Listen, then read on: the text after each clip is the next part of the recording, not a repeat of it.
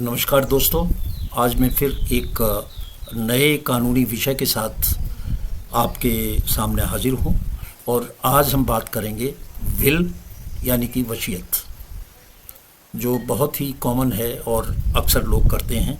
तो इसके बारे में एक सुप्रीम कोर्ट का महत्वपूर्ण फैसला आया है जिसकी आज हम बात करेंगे।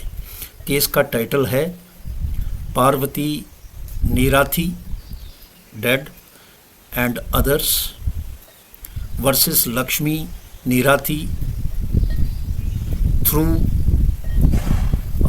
legal representative and others। और ये सिविल अपील नंबर 6859 2014 की है, arising out of SLP civil number 12822 of 2013। और इसकी सुनवाई, ये जजमेंट दिया है जस्टिस उज्जवल भुवन और जस्टिस विजय बिश्नोई साहब ने। और ये जो निर्णय आया है 21 मई को, और इसमें उन्होंने जो ट्रायल कोर्ट था उसका जो जजमेंट था और उसके बाद में फिर हाई कोर्ट कर्नाटक का जो जजमेंट था उसको सुप्रीम कोर्ट ने सही माना। उसमें जो मुख्य बात कही गई वो ये है कि जो विल है, ज़्यादातर लोगों में कन्फ्यूजन होता है कि विल तैयार की है। अब वो जो विल है रजिस्टर्ड कराएं तो उसकी कीमत ज़्यादा होगी, उसकी वैल्यू ज़्यादा होगी, उसकी रिलायबिलिटी ज़्यादा होगी, और अगर रजिस्टर्ड ना कराएं तो उसकी वैल्यू कम होगी। इस पे एक निर्णय दिया है और न्यायमूर्ति उज्जवल भुवन और न्यायमूर्ति विजय बिश्नोई ने साफ कर दिया कि जो ये है एक जो बिल जो रजिस्टर्ड है और एक नॉन रजिस्टर्ड है, इन दोनों में कोई भी फ़र्क नहीं है, चाहे उस बिल को आप रजिस्टर्ड कराएं और चाहे ना कराएं। पीठ ने कहा कि इसमें एक व्यक्ति जो था उसने अपनी बहन के पक्ष में जो है ये विल की थी और अपनी वाइफ और अपने जो बच्चे थे उनके लिए ये वसीयत नहीं की थी। तो इस पे सवाल उठाए उन्होंने कि भाई उसने अपनी बहन के फेवर में विल की, सारी संपत्ति की, और अपने बच्चों और वाइफ को नहीं दी, और विल जो है रजिस्टर्ड नहीं है।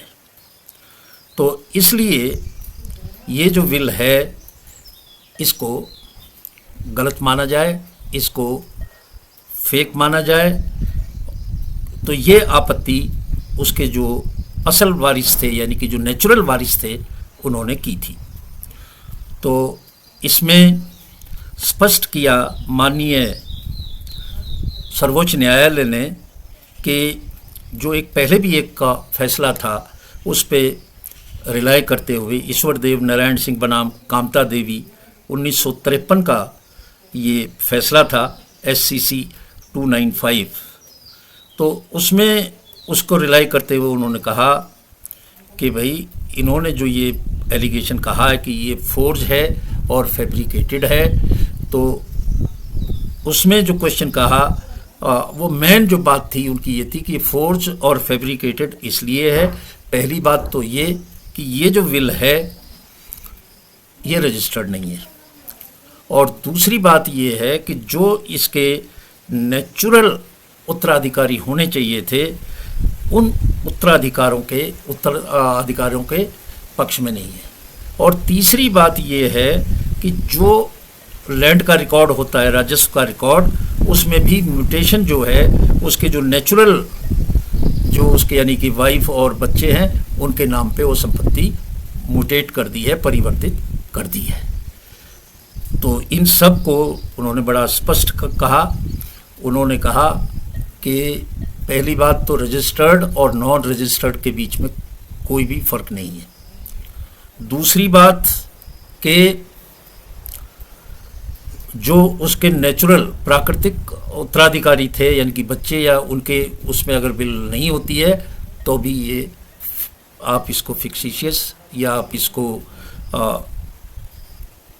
वैसी विल जो है नहीं कह सकते हो।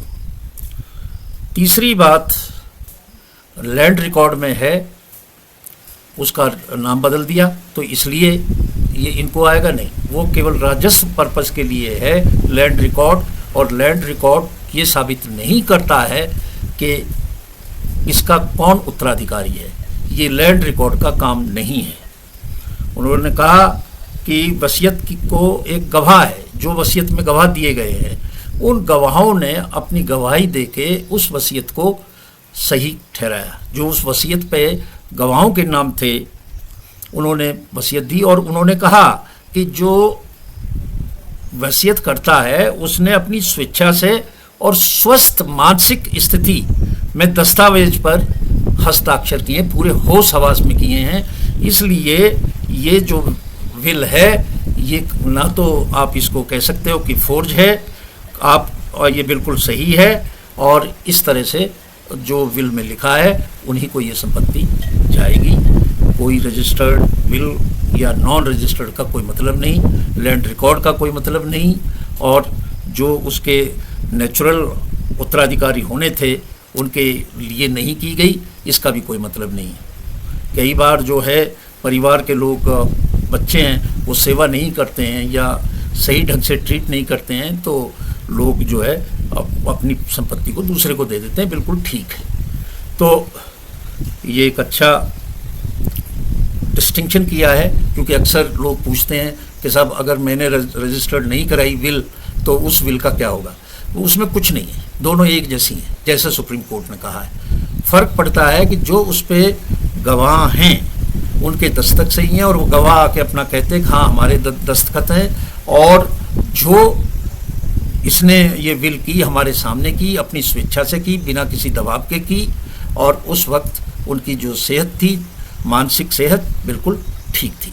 आज इन्हीं शब्दों के साथ मैं आपसे विदा लेता हूँ। नमस्कार।